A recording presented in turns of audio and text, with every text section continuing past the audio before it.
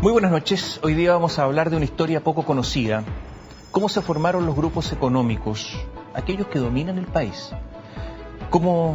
Quiénes son los personajes, quiénes fueron y quiénes son. Cómo se hicieron fortunas enormes, fortunas que hoy influyen en forma gigante, ya lo sabemos, en la política chilena. Los conflictos de interés, el juego al filo de la legalidad.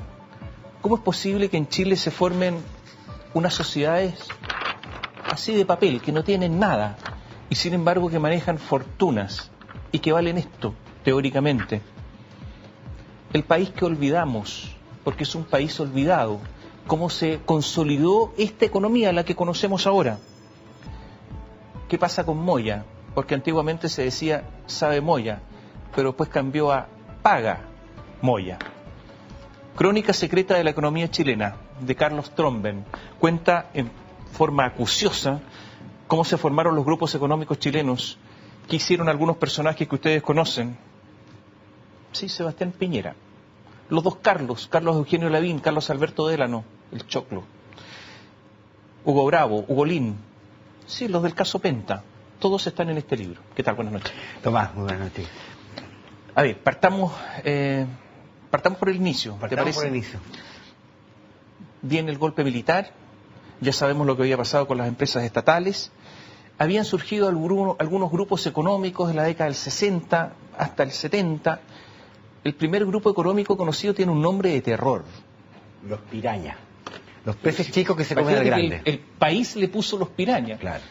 El grupo Los Pirañas, que estaba formado inicialmente por Fernando Larraín Peña, Ricardo Claro y Javier Vial, eran ejecutivos, hombres de fortuna personal, ¿no? Herederos, que entraron con las primeras estrategias financieras agresivas al final de los años 60, cuando el país era una economía mixta, con primacía del Estado, y hicieron el primer golpe de Estado en un directorio, por decirlo así, ¿no? Se tomaron un pequeño banco, derrocaron a los directores y se lo quedaron ellos, ¿no? Con poca plata. Con poca plata. Sino con audacia. Con audacia. Ellos empezaron a hacer las primeras estrategias apalancadas, como se llama en finanzas, que es crecer en base a deuda, o emitir bonos. ¿De qué banco se hicieron dueños? Este banco era lo que sería después el VHC, ¿no? Exactamente.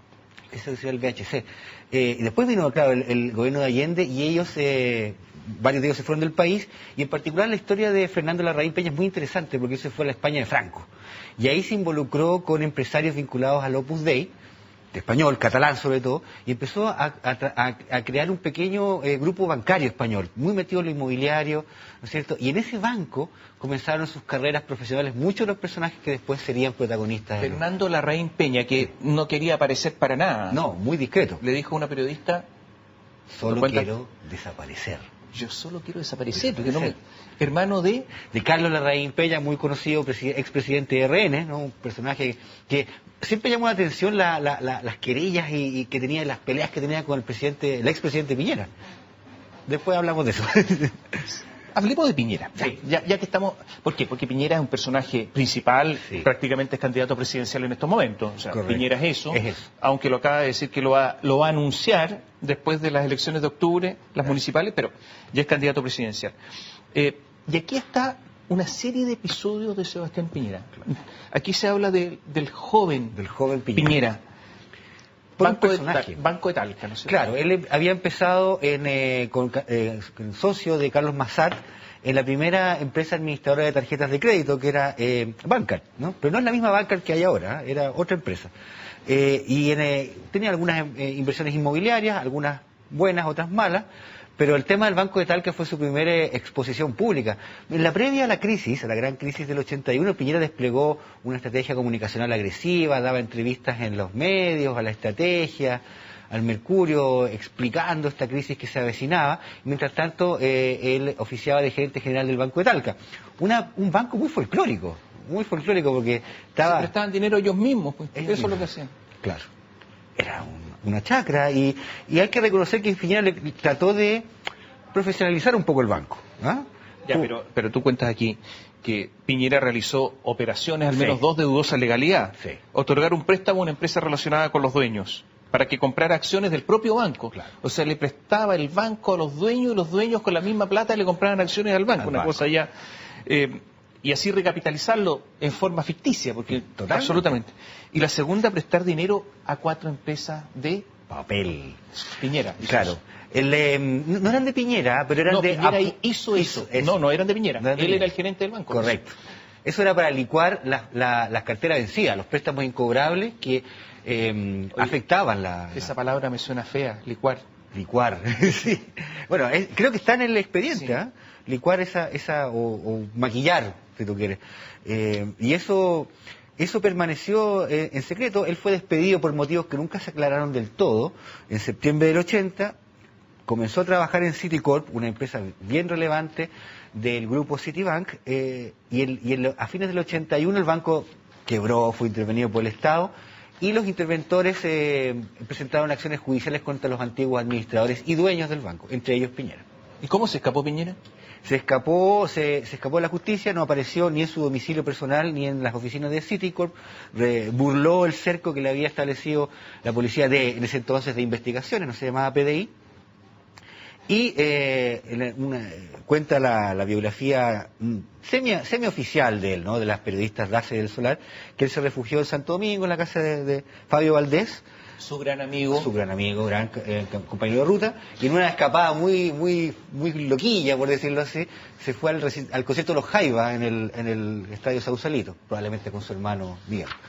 Oye, hay que recordar, y esto es un anexo a todo esto, que el hijo de Fabio Valdés, Cristóbal Valdés, es el administrador de su campaña, de la última campaña presidencial, y que fue el que recibió las platas de Aguas Andinas, Todas. las platas de Suquimich, Sí. Etcétera, etcétera. Sí, exactamente. Ahí, Está todo relacionado, está toda todo esta familia. relacionado. Eso yo creo que es uno de los puntos centrales del libro, del pequeño núcleo duro de las finanzas chilenas, que son un grupo muy reducido de egresados de la Universidad Católica, en su gran mayoría, de ingeniería comercial, de la generación de los años 60, 70, y se ha ido renovando esa elite de manera bastante endogámica. Por ahí los outsiders, los que ingresan a este mundo, como Hugo Bravo, que no pertenecen a ese grupo social, y nunca logran pertenecer del todo al grupo de control. Te pido una explicación. Por favor. Porque tú escribiste esto. Dice, saber por los documentos quién sostuvo a Bancar durante los años de crisis es imposible. ¿Quién lo sostuvo? Bancar es la sociedad más parca en publicar sus modificaciones de socios o de capital en el diario oficial. No hay nombres ni direcciones, solo información contable. Así es. Esta es la sociedad de Sebastián Piñera inicial. Esa es la después de la crisis. Después de la crisis, sí, después de claro. la crisis. Pero ahí hizo mucho dinero. Ahí empezó a hacer dinero de a poco, porque al principio el negocio no estaba tan bueno para... Pero ¿cómo no se puede saber quién? Es impresionante, Tomás. Es casi como un iPhone, no sé, su código es como secreto. Las escrituras públicas que se inscriben en el conservador y cuyo extracto se publica en el diario oficial no identifican a nadie. Después, a través de las bases de datos de DICOM, Equifax, uno puede acceder a las empresas de las otras sociedades de Piñera, creadas en aquella época, estoy hablando de la primera y segunda mitad de los 80, y aparecen unos socios mexicanos, unas sociedades con unos roots 999,999. Entonces, ahí cabe sospechar que él tuvo apoyo de alguien que ha estado siempre presente en su vida y que tiene origen en México, esas platas, ¿no? Habría que irse a México. Habría que irse a los registros mexicanos, y eso hay que aclararlo. El libro es el comienzo de una aventura de investigación. Hay muchas respuestas, hay muchas preguntas planteadas y que faltan responder. Por ejemplo, ahora, aquí hay muchas respuestas. No, el libro está lleno de respuestas también. Sí. Hay alguna... No, está lleno de datos, está lleno de detalles. Oye, aquí hay una descripción. El joven Piñera comprendió como pocos el sentido jurídico, y me parece muy interesante, temporal del dinero. Sí. Tarea que requiere enorme capacidad abstracta, voluntad y concentración. Descargaba la tensión acumulada por esa vía a través de una mezcla desconcertante de tics faciales, lapsus, actos fallidos y desatención emocional hacia sus colaboradores. Sí. Ese era Piñera de joven. El joven Piñera es una máquina de acumulación de capital, como sería en términos clásicos, y de diseñar estrategias muy hábiles de entrar y salir de negocios financieros. Y entendió que obtener dinero, préstamo, Claro. el crédito, era el futuro. Exactamente. Exactamente es lo que él hacía, intermediaba y arbitraba platas. Por ejemplo, entre que los bancos pagan las compras con tarjeta de crédito y él le devolvía esa plata al comercio, al retail de la época. Esa ventana temporal, él colocaba esos recursos en el mercado. ¿No es cierto? Y es experto, se ha hablado mucho de Julio Ponce Leró de las sociedades cascadas Sí. y de la sociedad de papel, pero eso es lo que hizo Piñera. Tú cuentas acá Sí. que Piñera creó algunas sociedades, promotora y negocios, Sí. con lo que compró una participación a Massad, justamente, etcétera, y después dice que la misma sociedad matriz, promotora de negocios, donde había invertido, etcétera, puso plata para crear inversiones y asesoría Santiago. Y otro, y esto es interesante, otro misterioso financista colocó el resto para constituir un modesto capital de 2 millones. Claro. ¿Cómo se sabe quién es? No, hay algunas pistas, pero como te digo, todas llevan a México. Financista X. El financista X les puse, pero tienen domicilios del DF mexicano, y ese es un periodo en que no hay plata en el país, no hay capitales, ¿no es cierto? Entonces también hay que entenderlo en el contexto de que las personas ambiciosas tenían que recurrir a todo. Con esos modestos capitales de pocos millones de pesos, 1 o 2, él hizo una gran pasada con que, si tú quieres, abordamos eso de las privatizaciones. Ahora, todas estas sociedades, porque no quiero aburrir, pero Santa Cecilia Limitada, Eso es muy importante. etcétera, después etcétera, había otra que se llamaba Creía Inversiones y Servicios Las Condes, etcétera, creó 4 sociedades de papel. Sí. No tenían fondo, no tenían capital. Tú sabes que tú cuando declaras, creas la sociedad, dice capital 10 millones de Sí, pesos, pero- y puedes enterar 1 millón y el resto se va a enterar en 5 años o conforme a las necesidades de la empresa. Pero en el concreto la sociedad tiene un capital mínimo de 1 millón de pesos para echarla a andar, y con ese pequeño capital él lo va colocando en el mercado financiero, en acciones, en bonos, pero con información muy buena, que lo obtiene a través de Citicorp. ¿Ya? ¿Era costumbre de Sebastián Piñera el uso de información privilegiada? No era solo de él, el mercado estaba... Cruzat usaba información privilegiada, Piñera usaba información Sí. privilegiada, todos usaban información privilegiada. Sí. Todos usaban sus pequeñas ventanitas en que la información todavía no se hace pública y ellos la aprovechan. Te voy a pedir ejemplos de información privilegiada y cómo esto les rentó. Hacemos un alto, volvemos en un instante.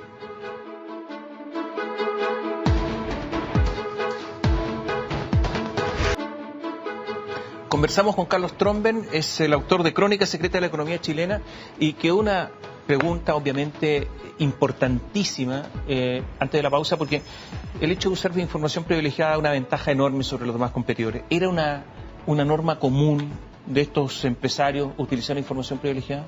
Hay varios antecedentes y están contenidos en el boletín mensual de la Superintendencia de Valores y Seguros, y ahí uno puede ver las multas. Las multas que cursó la superintendencia, y esto también hay que decirlo, hay funcionarios del régimen militar que fueron acuciosos, cumplieron su trabajo según los recursos jurídicos y técnicos que contaban, y con esas multas uno puede ver esos casos. Piñera fue objeto de la más grande multa cobrada, me atrevería a decir que hasta ahora, para Piñera, el joven Piñera. Al joven Piñera, a él y a Citicorp. Él trabajaba para Citicorp. Claro, él como persona, y a Citicorp los multan en 4.000 UF, o sea, imagínate, como 100 millones de pesos de hoy, es mucha plata. Los multan por una serie de operaciones a través del Fondo Mutuo que coinciden temporalmente con el inicio de la privatización de CAP, la Compañía de Acero del Pacífico, la gran empresa siderúrgica industrial del país, creada en tiempos de la Corfo, del desarrollismo chileno. Esta empresa, que era del Estado, que había sido de capitales mixtos, pero había devenido una empresa netamente estatal, fue el primer intento de privatización serio que se inició en el año 85, el último trimestre del 85, y consistió en emitir nuevas acciones y lanzarlas en la bolsa, subastarlas en la bolsa. El encargado de ese proceso, Sebastián Piñera, como gerente general de Citicorp. ¿Sí? Ese proceso comienza en septiembre por ahí del 85, y en enero, febrero y marzo cursan todas las multas por una serie de faltas graves a las leyes del mercado, a las leyes del mercado de valores. Son todas de lenguaje medio técnico, pero eran manejos, ¿cómo se llama? Eran pactos de retrocompra, en fin. Pero lo medular de todo esto, Tomás, es que aparece Inversiones Santa Cecilia, la empresa creada con un capital exiguo por el joven Piñera, aparece con 200.000 acciones de CAP en la Junta de Accionistas de junio. Cuando él estaba encargado justamente de colocar las acciones, las compró para él. Exactamente. Esas acciones esa operación bursátil de CAP demostró que no había capitales en el país para comprar las empresas. Fue un fracaso relativo, no un fiasco, pero un fracaso. Y a partir de eso, la Corfo y la gerencia de CAP decidieron hacer una movida espectacular, que fue comprarse sus propias acciones, comprarle las acciones a la Corfo. Con eso sacaban 70 millones de acciones del mercado, o sea, las hacían desaparecer, y subían los porcentajes de los accionistas, los pocos accionistas privados que había en ese momento. Piñera. Y otros también. Pero por secretaría el valor de las acciones subió 3 veces. Oye, Piñera administraba un fondo mutuo. Sí, el fondo mutuo Citicorp. Citicorp. ¿Quién era el gerente general del fondo mutuo? Era Juan Bilbao, que está vinculado a casos actuales de información. Y que acaba hace algunos meses sancionado por Estados Unidos, por las autoridades norteamericanas, claro, por el uso de información privilegiada. Este mismo Juan Bilbao, claro, de la época. Trabajaba con Piñera. Exactamente. Y que lo sancionó Estados Unidos o las autoridades norteamericanas con 30 millones de dólares hace poco.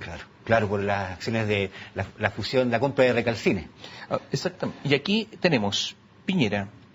Lo sanciona por no llevar libro de operaciones actualizado, mantener vigentes operaciones de compromiso de compraventa con instrumentos no permitidos, efectuar una operación a precio fuera del prevaleciente en el mercado, no informar de todas sus operaciones, anticipar operaciones de compromiso de compraventa sin previa información a los clientes. No, si es muy fuerte. Etcétera, etcétera, etcétera. Eso está olvidado, eso es una información pública que se ha olvidado, que el país que olvidamos... desapareció con el país que olvidamos, pero está ahí. Entonces cuando me la encontré, dije, pero wow, esto es muy fuerte. ¿Por qué nadie se acuerda de esto? Yo creo que tenemos, las sociedades y los individuos tenemos tendencia a olvidar. Los individuos, consciente o inconscientemente, escondemos en nuestras bodegas, ¿no es cierto?, aquella información que nos compromete, que nos avergüenza, que no nos deja bien, ¿no? Es una operación que todos hacen, con mayor o menor grado de eficiencia, y creo que debe ser costoso para la mente, en términos freudianos, ¿no es cierto?, ocultarse a sí misma información. Me llama la atención el conflicto de interés, porque Sebastián Piñera, además, no quiero centrar todo esto en Piñera, pero hay mucho de él acá, administraba, o era el gerente de Citicorp, y al mismo tiempo que administraba tarjetas de crédito, y al mismo tiempo tenía su propia empresa que era Bancar. Sí. Y cómo, si eran competidores, además se levantaba para bancar a empleados de Citicorp. Vendedores, gente, claro. Sí. Incomprensible. Yo creo que probablemente su gestión en Citicorp fue bastante lucrativa para la matriz, y por lo tanto él tenía una buena... había generado una muy buena impresión, sobre todo en John Reed, que era este carismático gerente general de Citibank Estados Unidos. Es probable que haya sido por eso. Y tenía más cuota de mercado Bancar que Tarjetas de Chile, que pertenecía al Citibank. Me llama la atención también de lo que ha ocurrido con los grupos originales, porque resulta que en estos momentos hay todo un conflicto en Curao, ¿no es cierto? Sí. Ahí está Manuel Cruzat. Claro. Este Manuel Cruzat, que aparece por todas partes en el libro, como uno de los grandes financistas, también con los contratos cruzados, también con la operación de cascada, también con sociedades de papel, también con todo. En que se repartieron las FP, además entre ellos, entre estos grupos cuando se crearon las FP. Correcto. En que las FP le prestaban dinero a empresas de ellos. Sí. O sea, las FP fueron bancos de ellos, no fueron instituciones previsionales, fueron bancos, prácticamente, en la práctica. Le prestaban plata a sus propias empresas. Por ejemplo, la FP Provida le prestaba plata a la CCU, que era del mismo dueño, a Manuel Cruzat. Sí, hay cosas bien difíciles. Perdón, ¿por qué hablo de esto? ¿Quiénes estaban ahí? Los Carlos. Eran empleados de Manuel Cruzat. Exactamente. Claro, Manuel Cruzat es cuñado de Fernando Larraín Peña. Él era ejecutivo de los Piraña, y cuando los dueños se fueron a Europa durante la Unidad Popular, ellos se quedaron. Manuel se quedó acá, ¿no es cierto?, defendiendo las empresas, y después cuando llega el gobierno militar, se separan los distintos miembros de los Piraña y forman un nuevo grupo que sería el Cruzat Larraín. Este fue el primer gran grupo económico financiero del país que utilizó las técnicas más audaces de financiamiento, ¿no? Y ahí estudiar esto es súper complejo, es hacer un barrido por los registros públicos de toda esta información, después las cruzamos con el equipo en una planilla Excel, fuimos viendo los patrones de creación de nuevas empresas de papel, que eran a su vez de otras empresas de papel, ellos inauguraron esta cosa de las cascadas a un nivel ya de complejidad impresionante. Entonces, este grupo creció, llegó a ser casi entre un 5 y un 8% del PIB nacional.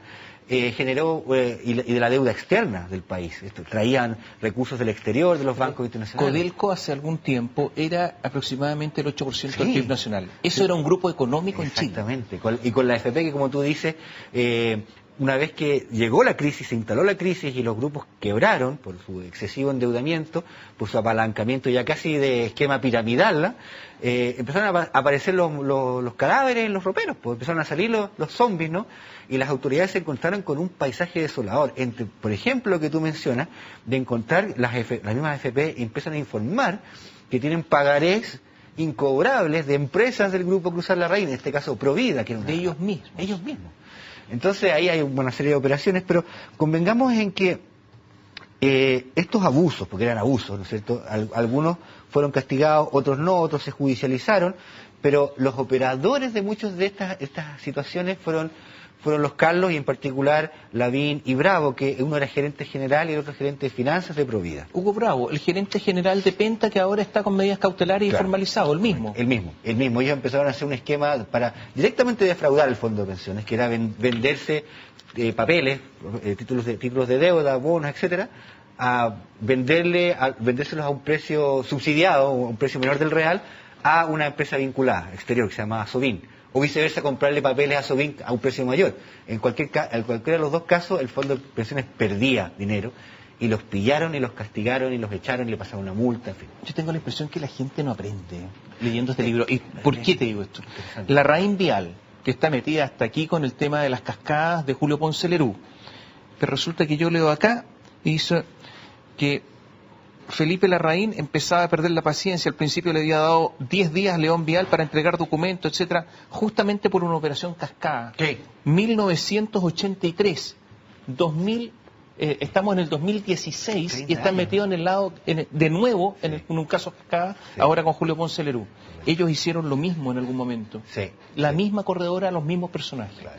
Eso habla también del tremendo desafío regulatorio que tienen los gobiernos cuando el sector financiero crece tanto, ¿no? Cuando una economía se financiariza, necesita fiscalías nacionales económicas empoderadas, necesita agencias reguladoras empoderadas con funcionarios con capacidad de liderar equipos técnicos y jurídicos para... Acá, página 242, 243, Hugo Bravo ideó un ingenioso mecanismo. Consistía en que Provida le compraba a Sovin títulos de deuda privada o pública a un precio superior a lo real, o le vendía a Sovin aquellos títulos a un precio más barato de lo que costaban. En cualquiera de los dos casos, Sovin aumentaba su ganancia a costa de los afiliados de Provida. Sí. ¿Quién? Hugo Bravo, el mismo que ahora está metido en el caso Penta y que está con medidas cautelares. La gente no aprende. Yo creo que esa es un poco la conclusión, ¿no? De estos ciclos.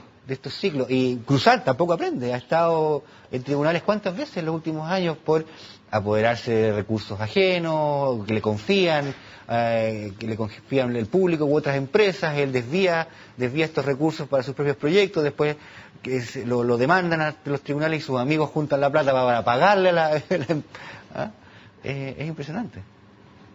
Comercial de televisión. Don Francisco entra a una gasolinera de la cadena ESO en un Chevy Nova 1981 de color amarillo.